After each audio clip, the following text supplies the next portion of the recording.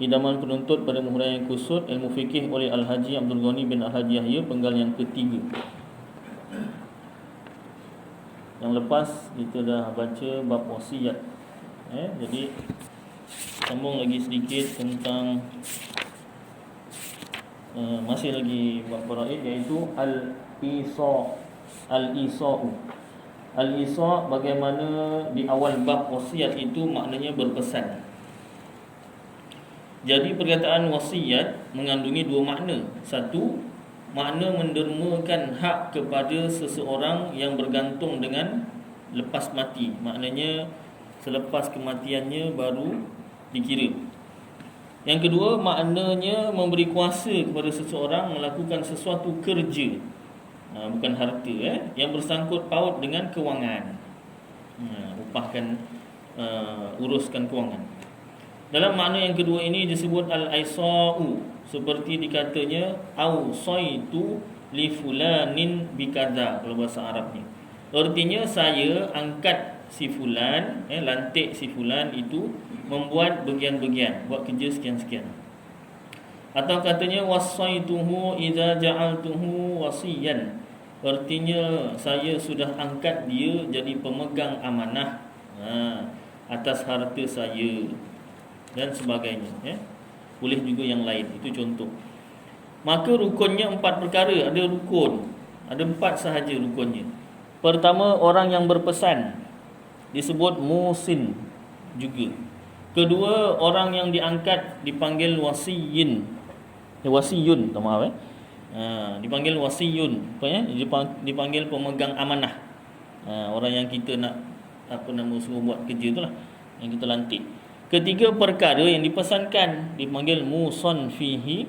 Dan keempat, sigoh. Sigoh ni ijab qabul. Baik, disyaratkan pada orang yang berpesan, orang yang ada harta nak pesankan pada, nak lantik orang ni dalam perkara membayar hutang, dalam perkara meluluskan wasiatnya. Dia lantik orang tu untuk supaya bayarkan hutang. Kita lantik orang tu untuk luluskan wasiatnya. Dalam perkara barang-barang tumpangan dan dalam perkara pinjaman. Pinjaman ni kalau barang lah, kalau duit hutang lah. Kita je panggil pinjam duit kan, sebenarnya hutang lah. Sama macam syarat orang yang berwasiat yang lepas. Ada memilih harta, ada harta lah. Kalau tak ada harta, dia nak lantik pemegang amanah, nak buat kerja apa? Tak ada apa yang nak dibuat kerja. Berakal, dia ni memang normal orangnya. Bukan dah nyanyuk seperti yang lepas. Contoh soalan daripada tuan nasihat surau kita. Ibu bapanya dah nyanyuk, tapi kalau disuruh tu boleh lah. Ayah sign ni ya, sign. Sign pun dah tak tahu apa dia. Dia pun anak dia yang cuma tangan dia je. Ayahnya pun ikut aja, dah kira nyanyuk lah. Itu tak boleh. Dia mesti berakal, memang dia yang sengaja. Merdeka, bukan hamba, dan dengan kehendaknya sendiri, bukan dipaksa. Ataupun kehendak orang lain. Dia tak dipaksa tapi disuruh. Tak boleh. Habis orang lain tak tahu, orang tengok dah ada tangan. Itu antara dia dengan Allah Ta'ala. Bila ketika dia buat tu kan, dia kata ni sebelum bapak nyanyuk, bapak dah sign. Allah Ta'ala sajalah yang tahu. Baik. Dan dalam perkara menjaga anak kecil-kecil orang gila dan yang ditegah dengan sebab dungu. Dungu ni biodihois lah, tak pandai lah. Ditambah lagi syarat, iaitu musin, itu ada kuasa atas mereka. Kalau kita suruh jaga anak kecil, jaga orang gila, ataupun orang yang tak pandai urus diri sendirilah, mesti ada syarat lain. Apa dia? Tambahan dia, ada kuasa atas mereka itu dari sejak mula lagi. Seperti contohnya bapa, dia bapa kepada anak kecil tu, anak kecil yang sihat lah.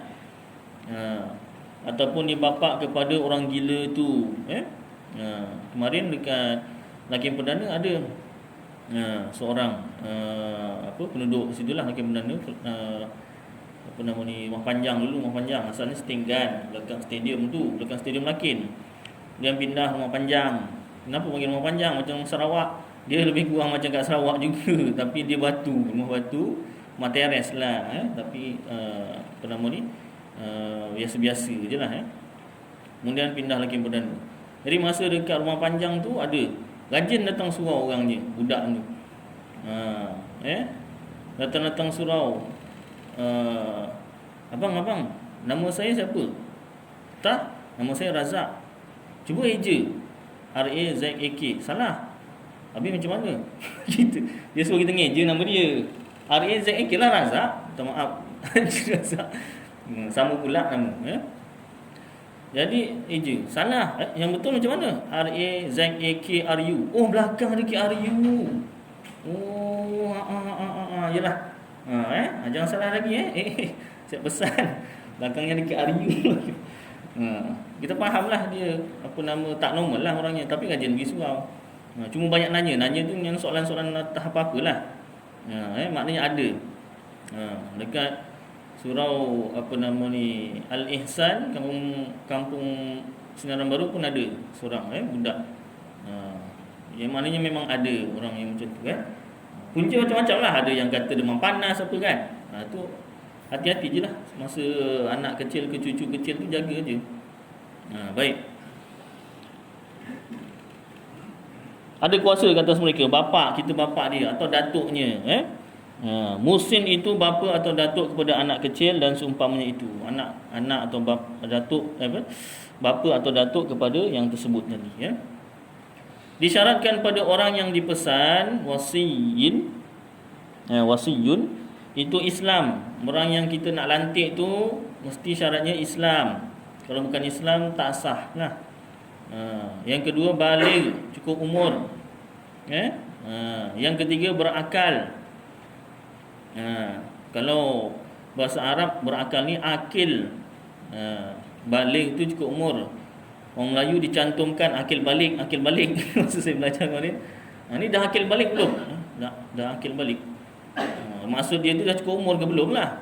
Rupanya bila belajar, akil tu berakal, balik tu cukup umur. Dia dua perkara berbeza rupanya. Dia cantum. Dah akil balik belum? Rupanya dia ingat akil balik tu cukup umur. Balik saja cukup umur. Akil berakal. Beza rupanya. Baik. Baik, jadi balik berakal, berdeheka bukan hamba, ada amanah, adil. Dia ada sifat-sifat amanah lah, adil, tak khianat, tak menipu lah.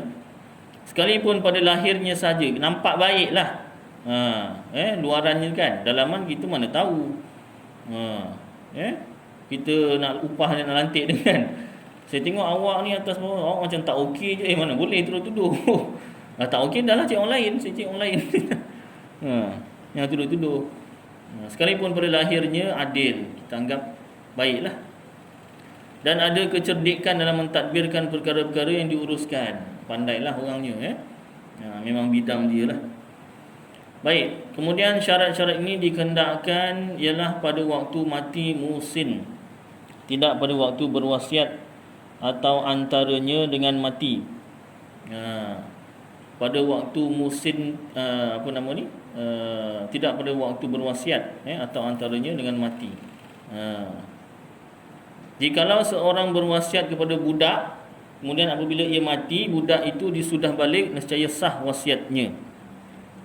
Boleh. Dia mula-mula dilantik budak. Dilantik budak.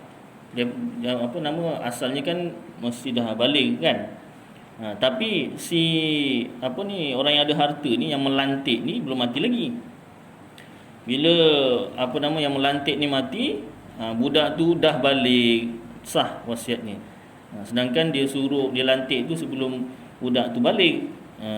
Yang dikira masa baliknya tu bila si pemegang amanah ni, masa orang yang melantik tu dah mati. Umur dia berapa ketika orang tu mati. Baik. Tapi susah juga. Jadi lebih senang lantik yang dah balik, siap-siap Disyaratkan pada perkara yang diwasiatkan muson fihi itu, iaitu urusan yang bersangkut paut dengan kewangan. Dari itu tidak sah wasiat pada mengahwinkan anak. Ni aku nak wasiatkan apa dia wasiat ni, tulis, siap tulis kan, type kan kat laptop. Tolong kahwinkan. Kahwinkan tak sah, minta maaf, dia duit je boleh. Atau cucu, anak tak boleh, cucu pun tak boleh. Wasiat kahwinkan boleh. Musid yang kecil kerana ia orang lain, ajnabi. Dan tidak sah dalam perkara maksiat, seperti membantu membuat gereja dan sebagainya. Nak apa ni, saya pemegang amanah, apa dia yang nak dipesan ni, saya nak pesan, tolonglah bantu apa, bantu ni kelab malam ni, saya tengok sunyi sepi je. Sejak PKP ni senyap sepi je tak. Jadi tolonglah nanti kalau saya meninggal dunia tolong, tak boleh, tak sah. Kerana dosa, tak sah. Baik, disyaratkan pada sigah ucapan ijab kabul. Mahu ada lafaz ijab. Ijab tu orang yang nak melantik tu lah, daripada musin. Seperti katanya awsaitu ilaika, bahasa Arab. Bahasa Melayunya, saya berpesan kepada anda, dalam bagian-bagian. Mesti ada saya berpesan. Atau ja'altuka wasiyan, artinya saya angkat anda, lantik anda jadi pemegang wasiat saya. Dalam hal-hal bagian mesti ada angkat ataupun pesan, lantik pun boleh. Jadi pemegang wasiat atau pemegang amanah. Baik, harus digantungkan dengan masa, umpama setahun, atau dengan sesuatu, seperti sehingga anak saya balik dari luar negeri. Tolong, saya nak pesan, tolong sekian selepas setahun saya meninggal dunia. Ataupun sehingga anak saya balik dari luar negeri, belajar overseas. Mana, Singapura ke, Indonesia ke, Thailand ke, overseas juga. Dan disyaratkan juga qabul. Qabul tu terima, jawab selepas mati musin, orang yang melantik ni, orang yang ada harta. Tetapi boleh cukup qabul itu dengan menjalankan kerja, tak payah berlafaz. Ni daripada siapa? Pemegang amanah lah. Kalau tak lafaz pun boleh terus buat kerja, pemegang amanah, dikira sah juga. Pendeknya isa'u atau isa'un ini hampir sama dengan tersdid ataupun trusted. Dia tulis tarasin dal yadal, bukan bahasa Melayu, bahasa Inggeris. Tulisan Jawi. Trusted, orang yang dipercayai. Trust. Dalam bahasa Inggeris, itu disebut dalam bahasa Inggeris, orang yang memegang trusted itu dipanggil trustee. Bahasa Inggeris. Bahasa Inggeris orang faham kan. Dan isa'un ini tidak ada kekuatannya jika tidak didaftarkan di mahkamah. Jadi nak wasiat ke, nak pesan ke, apa ke, kena ada hitam putih mahkamah. Kalau tak, susah. Zaman sekarang pun memang macam tu, susah kalau wasiat dan sebagainya. Apa nama ni, kalau daripada perkara faraid itu sendiri pun, kalau andai kata dalam kalangan kita adik-beradik atau saudara mara yang tahu, seorang tahu pun tak cukup. Pasal apa? Yang lain yang tak tahu tu nanti tak puas hati. Kalau semua tahu pun tak puas hati, lagi seorang yang tahu, yang lain tak tahu. Ni kau tipu ni, tanda lain. Kan susah. Jadi macam mana? Call lah pejabat agama, minta tolong, suruh macam mana, mahkamah syariah ke. Pasal apa? Ada apa nama ni, autoriti, tak boleh dipersalahkan. Ini bukan antara adik-beradik yang bahagi-bagikan. Ini mahkamah yang bagikan, ataupun lawyer. Tak boleh nak pertikaikan. Nak pertikai, lawan lah lawyer tu, ya tak? Satu lagi yang apa nama, wasiat tu kan. Contohnya lepas wasiat, maka alung seorang yang kata, ni ayah ada wasiat ni kemarin, dia cakap begini-beginian. Adik-beradik kata tak tahu pun, tak ada pun. Ada, yalah ada. Siapalah yang lain yang dengar? Tak ada hitam putih tak? Tak ada, susah. Ataupun kita sendiri sebelum buat wasiat, pastikan kita lantik apa nama yang berdaftar. Ataupun lagi bagus, Kalau nak lah kumpul, kalau nak beritahu semua lagi baguslah kumpulkan, ni ayah dah wasiat sekian. Kalau tak nak beritahu, pastikan orang yang kita lantik tu daftar, ada autoriti. Kalau tak, dia akan dipertikaikan di mahkamah, kalah lah. Jadi kita punya wasiat tu tak kesampaian lah. Baik, itu tentang pesanan Kemudian al-wadi'ah dan al-waqfu akan datang dia sambung Kita masuk pada perkara-perkara yang berkaitan dengan alam akhirat lah Maknanya apa yang kita dapat kalau kita ikut hukum-hukum faraid ini, dan apa yang akan balas jika kita tidak mengikut perintah-perintah Allah, terutamanya bab faraid ni 400 ni. Saya buka kitab Al-Jawharul Mawhub wa Munabbihatil Qulub, permata pemberian yang indah dan menjaga segala hati yang lalai, bagi Syekh Ali bin Abdul Rahman Al-Kelantani, ulama Kelantan. Yang tadi kitab orang Johor. Ini kita pergi ke Pantai Timur, ulama Kelantan. Baik, 405. Ni yang Rumi, tuan-tuan. Saya beli kat Pasar Lakin, Pustaka Azhar Pasar Lakin. Tuan-tuan pun boleh beli. Bahasa dia mudah sikit. Asalnya dia tulisan Jawi.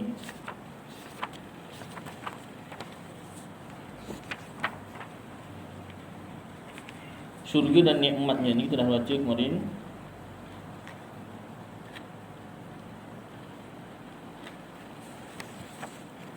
Sebahagian dari nikmat syurga sikit.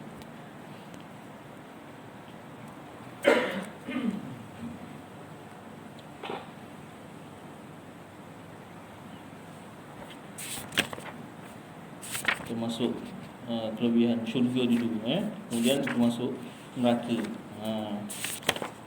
Bukan kita masuk bab neraka. Diam tadi. Ustaz nak cakap baik-baik sikit ustaz. Ya je. Minta maaf, aku jadi doa. Baik, masih bab syurga. Sebahagian dari nikmat syurga, dan setengah daripadanya firman Allah Ta'ala, artinya lebih kurang, dan berkeliling atas mereka itu ahli syurga oleh beberapa anak-anakan yang kekal mereka itu. Apabila engkau lihat akan mereka itu, ya Muhammad, engkau sangka akan mereka itu lu'lu', yakni mutiara yang bertaburan. Apabila engkau lihat di sana, nescaya melihat engkau akan nikmat yang tiada dapat disifatkan dia, dan kerajaan yang amat besar. Suratul Insan ayat 19 hingga 20. Yang ini bahawasanya ahli syurga berkeliling atas mereka itu oleh beberapa khadam. Ahli syurga ni dikelilingi oleh khadam, pembantu. Yang ada mereka itu atas rupa budak-budak yang belum balik, mudalah, kuat badan. Yang kekal mereka itu dan tiada berubah mereka itu daripada sifat kanak-kanak kepada tua. Muda aja, tak tua-tua. Dijadikan mereka itu oleh Allah Ta'ala di dalam syurga kerana berkhidmat bagi ahlinya, ahli syurga. Dan tiada mereka itu anak-anak daripada dunia, seperti anak bidadari atas kaul yang sahih. Katakan mereka itu segala anak kufar yang mati kecil. Kil tu apa? Kata setengah ulama. Katakan mereka itu anak orang mukmin. Ada ulama kata tu anak orang kafir yang meninggal dunia masih kecil. Ada yang kata masih besar. Itu syurga. Ini saya nak cerita pasal kubur ni tadi lupa Baik. Masuk bab kubur 366. Sebab meninggal dunianya kita masuk kubur dulu. 366.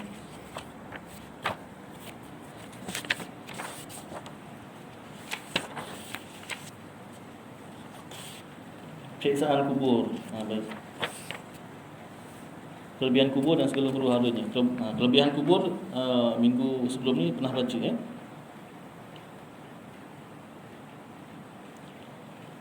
Sambung sikit tentang kelebihan syukur. Maka apabila ditanam akan hamba yang mukmin, yang baik, antaranya orang yang menjalankan hukum faraid lah, ikut redha, sikit-sikit lah, tak apa. Banyak biasanya memang redha. Yang sikit ni, yang dapat bahagian sikit ni. Baik. Berkata kubur itu baginya, marhaban wa ahlan, adalah engkau terlebih kasih orang yang berjalan di atas belakangku kepadaku. maka diluaskan kubur baginya sepenglihatan mata dan dibukakan baginya akan pintu syurga. Pintu syurga dah buka dah sikit. Dan apabila ditanam hamba yang kafir, yang tak beriman, dan yang fajir, yang ini yang fasik, berdosa besar, orang yang buat dosa, salah satunya iaitu menipu dalam faraid, disembunyikan waris-waris yang berhak, ataupun ditipu bahagian-bahagiannya, sepatutnya dapat sekian, tukarkan dapat sekian. Berkata kubur baginya, la marhaban wala ahlan. Bahasa Arab ustaz? Tak tahulah. Ini bahasa Arabnya macam tu. Mungkin disebut bahasa yang kita faham lah. Kalau bahasa Jerman lah. Adalah engkau terlebih benci orang yang berjalan di atas di belakangku kepadaku, maka dipicikkan, yang ini disempitkan kubur atasnya hingga termasuk tulang lambungnya, perutnya rusuklah, berceragah. Dan adalah Nabi SAW mengisyarat dengan jarinya, dengan nak tunjukkan macam mana siksaan sempit kubur tu, mengisyarat dengan jarinya dengan memasukkan setengah akan setengahnya. Ni tulang rusuk ibaratnya dimasukkan jari dengan jari. Dikerasi baginya 99 ular. Bukan setakat sempit macam tu, dah lah sempit sampai tulang rusuk berceragah. Saya pernah accident tuan-tuan, motor, satu tulang rusuk patah. Dia punya rasa macam mana, nak tarik nafas tak habis. Sakit. Maka nak operation. Doktor kata ini kalau awak tak boleh tarik nafas sampai habis, operation tak boleh jalan. Jadi kena berlatih. Dia bagi alat, suruh berlatih tarik nafas sampai habis. Habis sakit, tahanlah. Allah, sakit, tahan. Tak? Sampai satu hari satu malam berlatih. Esoknya tak nafas dulu. Doktor-doktor praktikum semua ada ni, 5 orang 6 orang tengok. Cepat ni test. Kalau awak dapat tarik nafas penuh ni, boleh terus operation. Lepaskan nafas dulu kan, lama sikit, dah sampai dah tak tahan nak bernafas, terus dapat terus operation. Itu satu tulang rusuk patah. Ini berceragah, entah macam mana, ya Allah. Mati lah Ustaz, dah mati dah tak rasa apa. Kubur awak nak mati apa lagi? Orang nak mati. Siksaannya tu berterusan. Mati dah tak ada awak dah mati, nak mati apa lagi? Tapi kesakitannya tu tak habis. Ya Allah, ya Rabbi ya Karim. Dan adalah dikerasi baginya 99 ular. Saya pernah cerita kan, saya pernah nampak ular kan. Manusia punya takut dengan ular. Alah, ada orang tak takut Ustaz, ciumnya ular tu. Last kali apa dapat? Ular tu cium dia. Cium bukan cium biasa, cium dengan bisa sekali. Ya tak? Berapa ramai? Yang ahli bomba tu kan. Yang apa nama, jinak-jinak dengan buaya. Lalu apa matinya? Nak makan buaya. Baik, jadi maknanya takutlah ular tu kan. Kita takutlah. Ini 99 ular. Kita seorang-seorang. Tak boleh call bomba. Bomba ular tak ada. Jikalau bahawasanya satu ular daripadanya menghembuskan nafasnya pada bumi, ular ni punya bisa, dia hembus satu kali hembus je pada bumi, nescaya tiada tumbuh suatu pun selama tinggal dunia ni. Dia punya bisa, kalau ular tu hembus kat dunia ni, tanaman dah tak ada tumbuh lagi dah. Punya bisanya lah cerita. Maka menggigit segala ular itu akan dia hingga hari kiamat. Ya Allah, punya sakit ni entah macam mana. Alhamdulillah. Jadi sebelum kita kena, kita beringat, ingatkan diri kita dan orang lain lah. Dan orang lain. Biar Ustaz, kubur kan masing-masing. Antara pertanyaan di akhirat, nanti di akhirat lah pada mahsyar, kenapa awak tak sampaikan kepada orang lain? Saya dah sampaikan dah berapa kali? Sekali. Yang tukang menuntut tu, awak sekali, patut 2 kali. Kali kedua kalau awak cakap memang saya ikutnya. Hujah itu pula. Jadi paling kurang kita sampaikan kat orang yang paling dekat dengan isteri ke anak-anak, sampaikan. Tak terima tu cerita lain, yang penting kita sampaikan. Baik. Ha. Bukanlah maknanya kita ni baik sangat, tidak, sama-sama ingat mengingatkan. Ha. Baik. Hingga hari kiamat, ya Allah. Sampai kiamat nak tunggu. Dan telah meriwayat oleh Abu Ya'la dan Tabrani dan Ibnu Abid Dunya dan Abu Nuaim daripada Abil Hajjaj At-Tamali, katanya, sabdanya Nabi SAW berkata, kubur bagi mayat tatkala dihantarkan dia padanya, sayang engkau hai anak Adam, apalah yang menipu daya akan dikau dengan daku? Tiadakah engkau ketahui bahawasanya aku rumah fitnah dan rumah kelam tu gelap, dan rumah seorang diri, tak ada orang lain, dan rumah ulat. Apalah yang menipu daya akan dikau dengan daku tatkala adalah kamu lalu dengan daku berlenggang-lenggang, berdondang sayang. Maka jika adalah orang itu orang bahagia, dijawabnya dan berkata, ya. Adakah engkau lihat jika ada aku menyuruh dengan ma'ruf dan menegahkan yang mungkar? Maka berkata kubur bahawasanya aku tiba-tiba berpaling, atasnya hijau, dan kembali tubuhnya nur cahaya, dan dinaikkan rohnya kepada Allah Ta'ala. Kubur tanya, kau tak tahu ke aku ni ada? Kubur bercakap. Diperlinya kita. Kita kena perli macam mana? Marah kan? Diperli-perli, kau tak tahu ke aku ada? Apa yang sampai menipu engkau ni? Dia punya bahasa dia. Sakit telinga tak? Berdarah telinga kita. Tapi kalau kita orang baik, mentaati perintah Allah, salah satunya hukum faraid, maka kita pun jawab, kau ada nampak tak aku menyuruh dengan ma'ruf dan menegahkan yang mungkar? Ada kan? Ada. Kau jangan nak perli-perli aku. Maknanya kita sampaikan. Baik.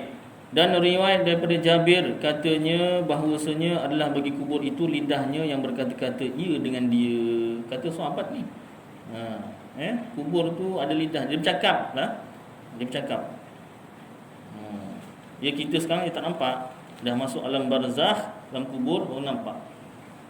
Baik, mengenai siksaan kubur.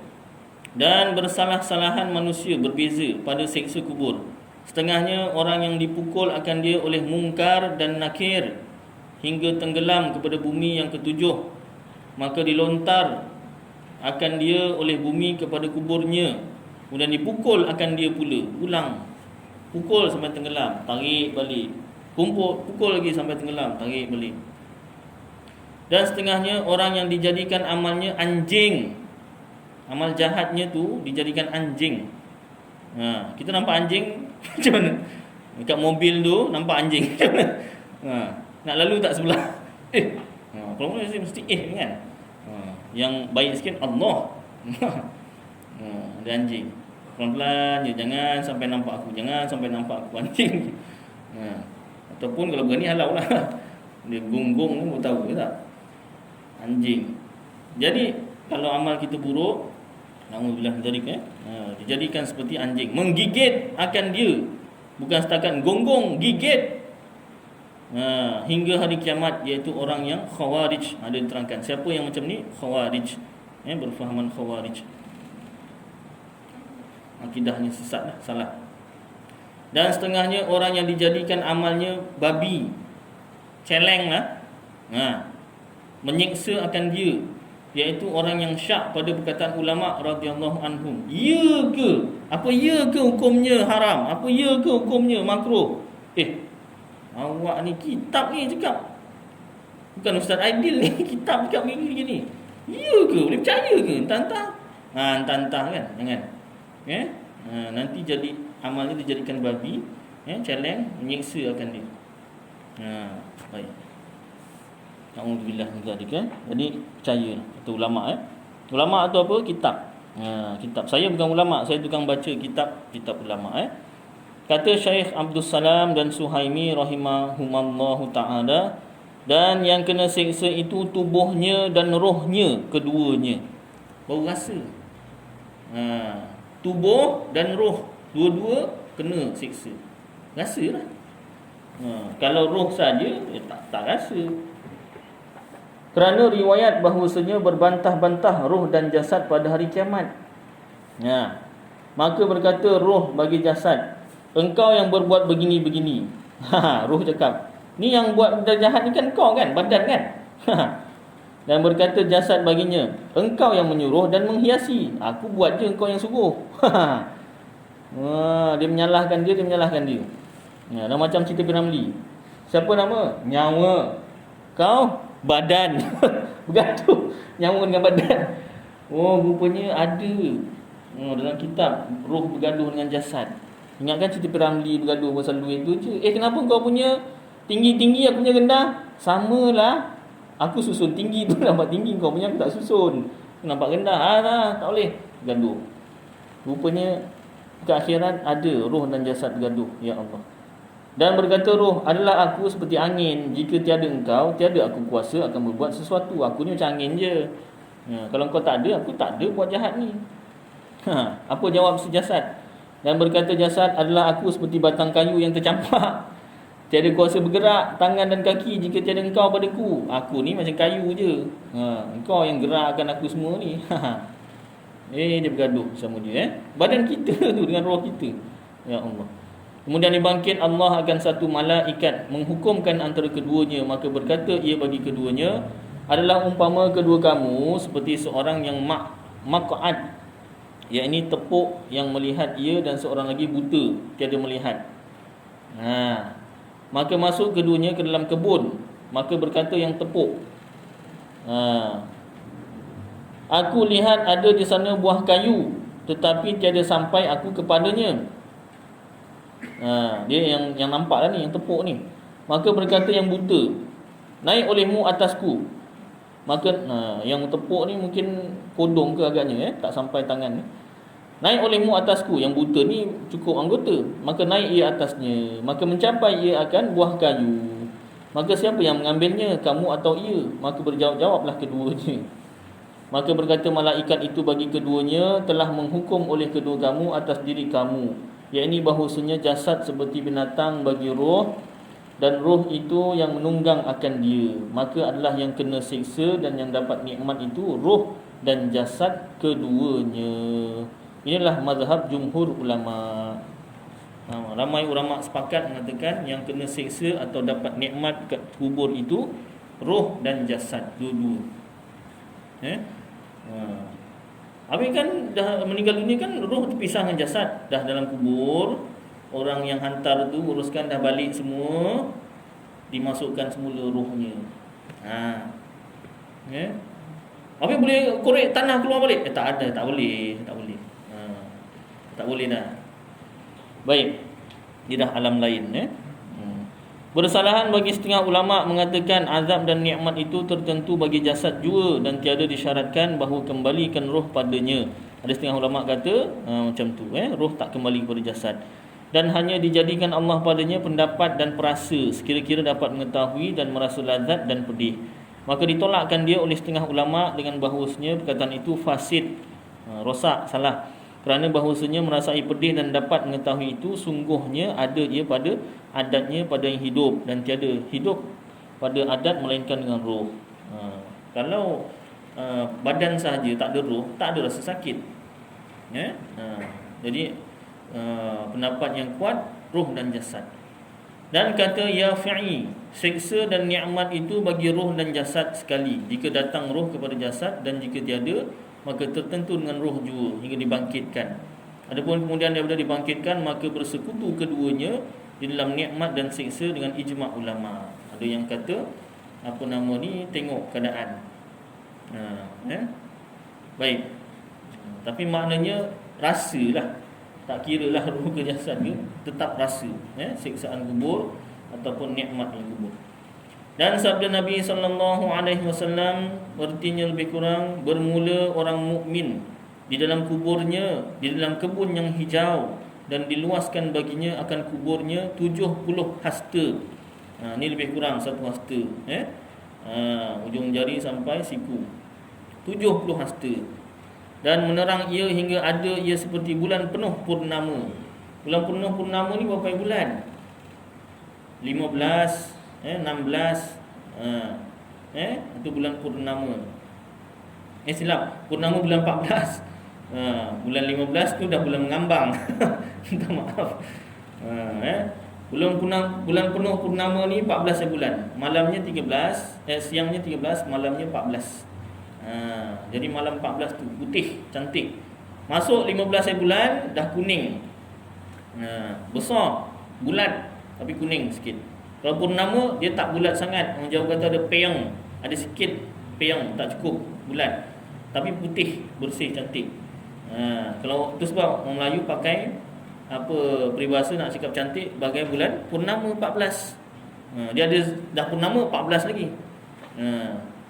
Bagai bulan purnama 14. Tu cantik. Kalau bagai bulan mengambang 15, itu dia perli tu.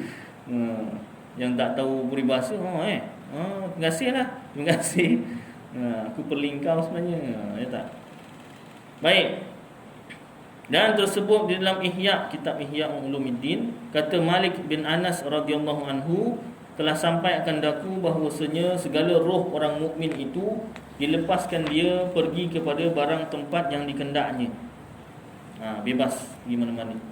Dan sabda Nabi alaihi salam artinya lebih kurang, jikalau bahawasanya segala anak Adam mengetahui mereka itu akan azab kubur, nescaya tiada memberi manfaat akan mereka itu kehidupan pada dunia, maka minta berlindung oleh kamu dengan Allah Al-Karim daripada siksa kubur yang sangat berat. Kalau nampak, sebab apa nama ni, sebab tak nampak, itu sebab jadi macam ni lah. Jadi macam-macam. Sebab benda yang tak nampak ni kena selalu cakap. Kalau kita tak cakap nanti lupa. Bila lupa habislah. Kena selalu cakap. Dunia sementara, akhirat kekal abadi itu kena setiap hari cakap. Jangan tunggu seminggu Jumaat aja. Ingatlah bahawasanya dunia adalah tempat tumbangan untuk sementara. Ayatnya sama. Akhirat jugalah yang kekal selama-lamanya. Berlagu pula tu. Jadi dia macam layang-layang. Mata dia macam dalam syurga pula. Itu kira okey lagi, layang dia tunduk terus dah. Ya Allah ya Rabbi Karim. Jadi siapa nak ingatkan Ustaz? Kita sama kita lah. Paling kurang kita dengan isteri kita. Ya tak? Masa keluar 3 hari 40 hari, antara perkara yang tiap-tiap hari kena buat mesyuarat. Dipesan balik rumah, balik keluar 3 hari, balik keluar 40 hari pun mesyuarat. Mesyuarat. Baik. Sambung sikit ya.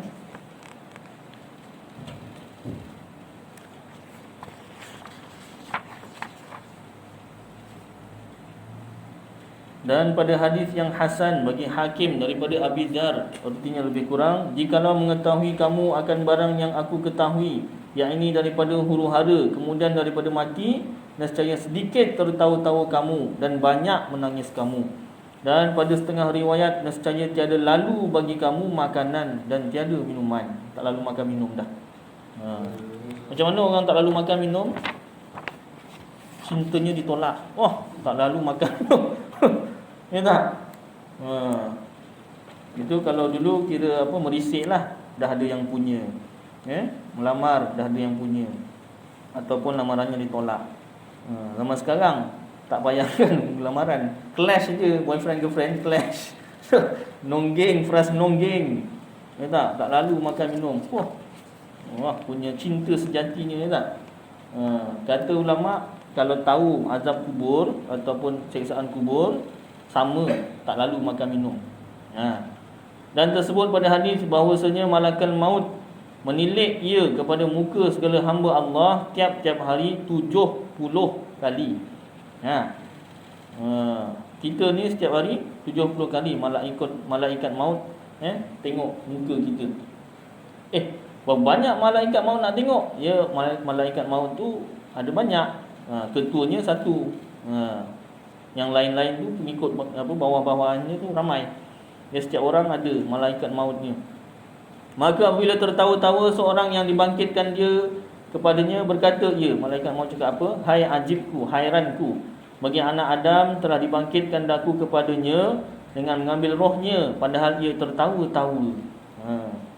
Maknanya tak boleh ketawa, Ustaz. boleh, tapi jangan berlebih-lebihan sampai tak ingat mati. Ketawa tapi taat perintah Allah, tinggalkan larangannya, tak apa. Jangan sampai ketawa meninggalkan perintah Allah, membuat larangannya. Baik.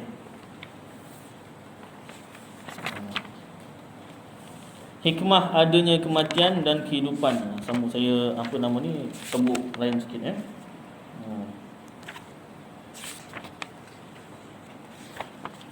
Dan diceritakan bahawasanya Allah Ta'ala tatkala menyapu belakang Nabi Adam AS, bukan maknanya Allah Ta'ala ada tangan, tidak. Maka dikeluarkan segala zuriatnya yang amat banyak. Allah Ta'ala jadikan zuriat Nabi Adam itulah. Kata malaikat, hai Tuhanku, tiada luas akan mereka itu oleh bumi ini. Tak cukup, tak muat. Firman-Nya bahawasanya aku jadikan mati. Maka kata malaikat, hai Tuhanku, tiada menyenangkan mereka itu. Maka firman-Nya bahawasanya aku jadikan bagi mereka itu angan-angan dan cita-cita. Kata ulama, maka adalah panjang angan-angan dan cita-cita itu daripada rahmat Allah Ta'ala. Kita boleh berangan-angan tu, di cita-cita tu, itu rahmat. Kenapa? Supaya beratur dengan dia segala sebab kehidupan mereka itu, dan supaya teguh dengan dia segala pekerjaan mereka itu, dan supaya kuatlah orang yang bekerja atas pekerjaannya, supaya semangatlah. Dan atas segala orang yang berbuat ibadat akan ibadatnya, ibadat pun semangat. Maka inilah cita yang kepujian. Dan jika tiada demikian cita-cita itu, angan-angan tak ada, cita-cita tak ada, nak dapat syurga kalau untuk ibadat, nescaya terhurai segala pekerjaan yang teguh, dah tak kuat, tak semangat, nak ibadat pun tak semangat. Dan tiada sempurna pekerjaan mereka itu. Maka diketahui bahawasanya adalah cita yang dicela itu barang yang melupakan hamba akan pekerjaan akhirat. Cita-cita yang tak baik tu, cita-cita yang melupakan pekerjaan akhirat. Nanti kalau bapa aku meninggal, aku nak harta ni aku nak lebih. Contohnya, berkaitan sikitlah dengan faraid kan. Dan yang mengeraskan hatinya dan memutuskan daripada segala amal yang soleh. Itu cita-cita yang dicela. Kata Hasan Basri radhiyallahu anhu, bermula lalai dan cita-cita itu dua nikmat yang besar atas anak Adam. Dan jika tiada keduanya, lalai dan cita-cita, nescaya tiada berjalan orang Islam pada jalan, dan hampa segala sebab kehidupan mereka itu, patah semangat. Dan membawa yang demikian itu kepada mudarat yang amat besar, kerana ketiadaan orang yang mendirikan dengan kerjaan mereka itu. Masing-masing tak nak buat kerja atau beribadat. Dan adalah Mat-Tarif Ibnu Abdullah radhiyallahu anhu berkata, ya, jikalau aku ketahui akan waktu ajalku, nescaya aku takut akan atas hilang akalku. Dan tetapi Allah Ta'ala mengurnia atas segala hambanya dengan lalai daripada mati, lupa. Ada ketika Allah Ta'ala jadikan kita lupa tentang mati pada setengah waktunya, supaya menyenangkan mereka itu dan kehidupan mereka itu, biar gembira sikit menjalani kehidupan dunia. Dan jika tiada yang demikian itu, nescaya tiada kesenangan mereka itu. Kalau tak senang. Kuliah maghrib cerita kubur, kuliah isyak cerita kubur, kuliah subuh cerita kubur, kuliah zuhur asal pun setiap solat ada kuliah, cerita kubur je, tak senang tu. Baik. Jadi ada ketika Allah Ta'ala memang jadikan manusia ni lupa tentang mati. Tapi jangan sampai lupa terus. Tu yang bila lupa terus tu yang bercita-cita nak buat jahat. Baik. Dan tiada berdiri antara mereka itu, pekan mereka itu. Baik. Bermula Allah Subhanahu Wa Taala menjadikan kita daripada orang menyebutkan mati, dan tiada dijadikan kita daripada orang yang lalai daripada menyediakan, daripada mengerjakan amal akhirat. Mudah-mudahan Allah Ta'ala jadikan kita ingat mati, dan tak lupa tentang amal akhirat, insya-Allah. Cukuplah kadar ni, mudah-mudahan buat kita amalkan dan sampaikan insya-Allah. Aku qouli hadza wa astaghfirullahal azim li wa lakum wa lisairil muslimin wal muslimat wal mu'minin wal mu'minat fastaghfiruh wa ya fawzal mustaghfirin wa ya najatat taibin. Sallallahu tabaraka wa ta'ala ala khairi khalqih sayyidina wa maulana Muhammad wa ala alihi wa sahbihi wa baraka wasallam. Subhana rabbika rabbil izzati amma yasifun, wa salamun alal mursalin walhamdulillahi rabbil alamin.